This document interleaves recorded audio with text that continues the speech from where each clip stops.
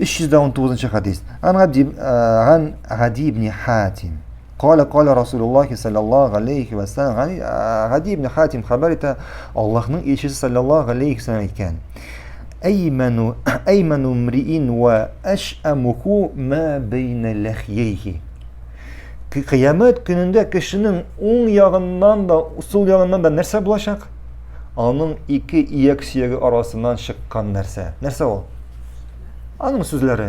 Yani kıyamet günde kişinin sözleri on yağından da sol yağından da bulaşak.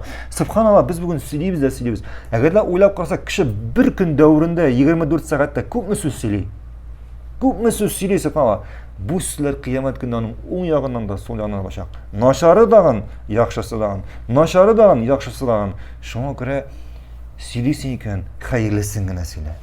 Söyleysin iken hayırlısın gına söyle. Hayırsız, naşar sözlerden saklan. Koy bir kişi öyle naşar sözler o bartek naşar sözler deyip. Şöyle yok senin mağnesiz, bir fayda getirmeyen sözler söyleşip oturuyor. Nindir başka sina kağılmayan meselelerini söyleşip oturun. Bu da naşar sözlere kire, faydasız sözlere kire. Çünkü Allah subhanahu wa ta'ala sana vakit verdi.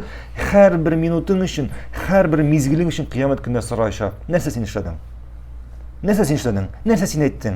Nerse sen Allah bilgen selametlikini, şu iminlikini sen ne için kullandın? Şu faydasız sözler söyleşip oturur için mi?